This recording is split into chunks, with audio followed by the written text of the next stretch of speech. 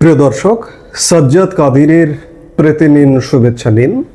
এই মুহূর্তে আপনাদের সামনে কথা বলতে এসেছি ইন্ডিয়ান আর্মি কেন বাংলাদেশে শেষ পর্যন্ত এলো না, এই প্রসঙ্গটা নিয়ে আপনাদের সামনে এই মুহূর্তে কথা বলবো।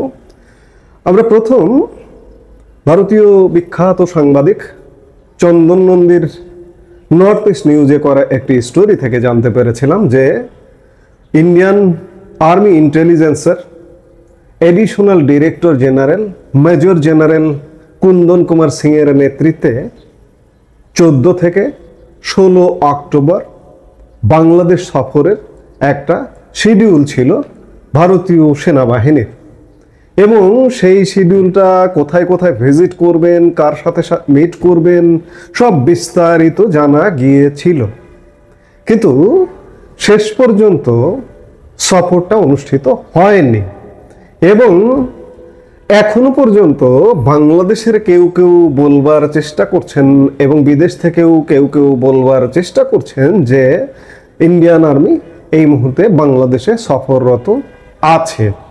এর কারণটা হচ্ছে যে 14 তারিখে আসবার কথা, 13 তারিখ পর্যন্ত আমরা 11 তারিখ 12 তারিখ ইন্ডিয়ান আর্মিকে প্রোটোকল দেওয়া বা ইন্ডিয়ান আর্মি আসবে, বিভিন্ন জায়গায় সফর করবে, কক্সবাজারের রামু সেনাবাহিনীর 10ম পদাতিক ডিভিশনে পর্যন্ত যাবে, এই বিষয়গুলা নিয়ে সেনাবাহিনীর মধ্যে আন্তঃবাহিনীর মধ্যে চিঠি চালাচালি হয়েছে, এবং এই চিঠিগুলা পরবর্তীতে সিভিল সোসাইটিতে ছড়িয়ে গেছে। এই চিঠিগুলো দেখার কারণে, দেখবার কারণে মানুষ ধারণা করছে এবং মানুষ বলা বলি করছে যে ইন্ডিয়ান আর্মি বাংলাদেশ সফররত আছেন, এবং ইন্ডিয়া বিরোধী যারা তারা এটিকে নিয়ে হাইপ তুলবার চেষ্টা করছেন, ছোট হাইপ যদিও বা, কারণ যারা জানার তারা জানেন যে শেষ পর্যন্ত ইন্ডিয়ান আর্মি বাংলাদেশে আসেননি। কেন আসেনি সেটি আমার কণ্ঠ থেকে বলবো অবশ্যই। তার আগে আমরা একটু দেখে নিই যে যিনি আমাদের স্টোরিটা করে জানিয়েছিলেন প্রথম ইন্ডিয়ান আর্মি বাংলাদেশ সফরে আসছেন, সেই চন্দন নন্দী, সেই চন্দন নন্দীর মুখ থেকে আমরা একটু শুনে আসি যে কেন ইন্ডিয়ান আর্মি তাদের সফর ক্যান্সেল করলো। চলুন। বাংলাদেশে ইন্ডিয়ান আর্মি একজন মেজর জেনারেলের নেতৃত্বে আপনারই স্টোরিতে এসছে যে বাংলাদেশ সফর করছেন, এবং আজকে থেকে বাংলাদেশ সফর করার কথা। দাদা, এই সফরটা কি হচ্ছে? না, হচ্ছে না। এটা আমি কিছুক্ষণ আগে এই শোতে ঢোকার আগে খবর নিলাম যে এই যে দল আসার কথা ছিল তারা আসেনি। এটার জন্য কিছু কিছু প্রিপারেশন নেওয়া হয়েছিল আর্মির তরফ থেকে। যেই প্রোটোকলটা দেওয়ার কথা সেই প্রোটোকলটা দেওয়ার জন্য কথাবার্তা হয়েছিল, কিন্তু ওনারা, আমার মনে হচ্ছে আর্মির মধ্যে যে অস্থিরতাটা আছে এখন, সেটা মানে এখনো কাটেনি, সেটাকে ওরা কনসিডার করে ওদের এই ভিজিটটাকে ক্যান্সেল করেছে। তো আমি একটু আগেই বললাম যে গতকাল অব্দি বাংলাদেশ আর্মির মধ্যে ডিসকাশন চলছিল যে প্রোটোকল দেওয়া নিয়ে, প্রোটোকল যেটা একজন সিনিয়র অফিসার একটা দল নিয়ে আসছে, তাদের যেটা প্রাপ্য, যেটা পাওনা আর কি, যে প্রোটোকলটা ডিপ্লোম্যাটিক ইয়েতে, সেটার জন্য। কিন্তু সেটা যখন হয়নি আজকে পূরণ, তার থেকেই আমরা ধরে নিতে পারি কোয়াইট সার্টেনলি, আর আমি খোঁজও নিয়েছি যে এরা ঢাকায় আসেননি এখন অব্দি। এটা আগামী কোন দিন আসবে, এটা আগামী কোন সময় আসবে কিনা সেটা আমি বলতে পারছি না এই মধ্যে, কারণ আমার কাছে সেই সময়টুকু ছিল না এই শোতে ঢোকার আগে এটাকে ভেরিফাই করা যে এটা রিশিডিউল হবে কি হবে না, নাকি এটা কূটনৈতিক অন্য কোনো কারণে এটাকে ক্যান্সেল হয়ে গেল। এখানে পাকিস্তানি প্রভাব, মার্কিন প্রভাব, এসব কারণে। দেখুন না, আমার মনে হয় যে এখানে এটা তো জানাই ছিল যে এখানে পাকিস্তানের আর্মির অফিসারদের আনাগোনা আছে, মার্কিনী যে একটা ডিপ্লোম্যাটিক প্রভাব সেটাও আছে। তো এটা তো তাহলে আগে ক্যান্সেল হওয়া উচিত ছিল, বা আগে শিডিউলই হতো না আর কি। কিন্তু যখন শিডিউল হয়ে গেছিল কোন কোন ইউনিটের সঙ্গে মিটিং করবে সেটাও লিস্টেড হয়ে গিয়েছিল।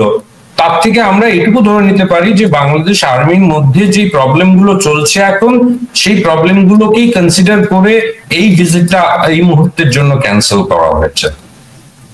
তাহলে আমরা এই আশাটা জাগিয়ে রাখতে পারি যে এটা রিশিডিউল হবে এবং নিশ্চয়ই ইন্ডিয়ান আর্মি বাংলাদেশে আসবে। হতে পারে যদি না অন্য কোনো সিচুয়েশন রাইজ করে যার জন্য দীর্ঘদিনের জন্য এটা পোস্টপন বা ডেফার করে দেওয়া হয়। প্রিয় দর্শক, আপনারা দেখলেন এবং শুনলেন চন্দন নন্দীর বক্তব্য। এটি স্পষ্ট যে বাংলাদেশ সেনাবাহিনীতে এই মুহূর্তে অস্থিরতা বিরাজমান। গত 8 অক্টোবর পরবর্তী সময় থেকে আজ পর্যন্ত বাংলাদেশ সেনাবাহিনী নিজেরাই নিজেদের ক্রিয়াকর্ম যথাযথভাবে করতে পারছে কিনা, বাংলাদেশ সেনাবাহিনী বিব্রত হয়েছে কিনা, বাংলাদেশ সেনাবাহিনী যারা চাকরিরত, কর্মরত, অবসরপ্রাপ্ত, তাদের পুরো সোসাইটির মধ্যেই একটা বিব্রতকর অবস্থা বিরাজ করছে। এই যখন অবস্থা, তখন নিশ্চয়ই বিদেশি অতিথিদের গ্রহণ করবার কথা নয়। এবং চন্দন নন্দীর কথাই শুনলেন যে ইন্ডিয়ান আর্মি শেষ পর্যন্ত 14 তারিখে আসবার কথা। এদিকে চিঠি চালাচালি হয়েছে বিভিন্ন দপ্তরে, কিন্তু শেষ পর্যন্ত এই সফরটাকে ক্যান্সেল করেছেন শুধুমাত্র বাংলাদেশ সেনাবাহিনীর পরিবর্তিত পরিস্থিতির কারণে, টানটান উত্তেজনার কারণে। এই সফরটি রিশিডিউল হতে পারে যদি বাংলাদেশ সেনাবাহিনী যেভাবে কাজ করছে, যে স্টেবল অবস্থায় আছে সেভাবে যদি থাকে। কিন্তু যদি ভিন্ন কোনো সিচুয়েশন হয়, চন্দন নন্দী সেটি বললেন। ভিন্ন বলতে আমি বলছি হঠাৎ করে সামরিক শাসন জারি হলো, আমি খোলাসা করেই বলি, তাহলে তো এই সফরটা হবে না। কারণ সামরিক শাসন যখন একটি দেশে জারি হয়, তখন স্বাভাবিকভাবে সারা পৃথিবী থেকে সেই দেশটা খানিকটা বিচ্ছিন্ন হয়ে যায়, অনেকে স্বীকৃতি দেন না। মিয়ানমারের কথা আপনি চিন্তা করুন, মিয়ানমারের সামরিক জান্তাকে অনেকে স্বীকৃতি দেননি প্রথম দিকে, এখন অবশ্য অনেকে এগিয়ে এসছেন। সেই জায়গা থেকে যদি বাংলাদেশে সেই ধরনের অনাকাঙ্ক্ষিত পরিস্থিতি হয়, তাহলে এই সফরটা আর হবে না। আর যদি না হয়, তাহলে আমরা আশা করতেই পারি যে খুব শীঘ্রই ইন্ডিয়ান আর্মির এই সফরটি রিশিডিউল হবে এবং বাংলাদেশে এই ধরনের অনাকাঙ্ক্ষিত ঘটনা, বিশেষ করে সামরিক শাসনের মতো ঘটনা ঘটবে না, আমরা সেটাই প্রত্যাশা করি। কারণ সামরিক শাসন একটি দেশের জন্য ভালো কিছু নয়, দেশটি আরো পিছিয়ে যায়। আমরা চাই না দেশটা পিছিয়ে যাক, তবে বর্তমানে যে সরকারটি আছে সেই সরকারটি পরিবর্তন হতে হবে।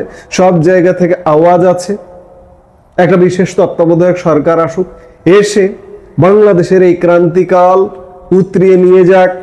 ইন্ডিয়ান আর্মি বাংলাদেশ সফরে আসুক, আমাদের বন্ধু প্রতিম দেশ হিসেবে আমরা সেটাই প্রত্যাশা করি। কাজেই যেটি জনমনে ধারণা বা প্রচারণা আছে যে ইন্ডিয়ান আর্মি বাংলাদেশ সফরে এসছে বা এই মুহূর্তে সফররত আছে, কিন্তু নয়, শেষ পর্যন্ত তাদের সফরটি বাতিল হয়েছে। এই মুহূর্তে এ পর্যন্ত। সবাই ভালো থাকুন, সুস্থ থাকুন। আমাদের ভিডিওগুলো নিয়মিত পেতে সাবস্ক্রাইব করুন Sajjad Kadir and the legends YouTube channel এবং লাইক, কমেন্ট, শেয়ার করে সাথে থাকুন।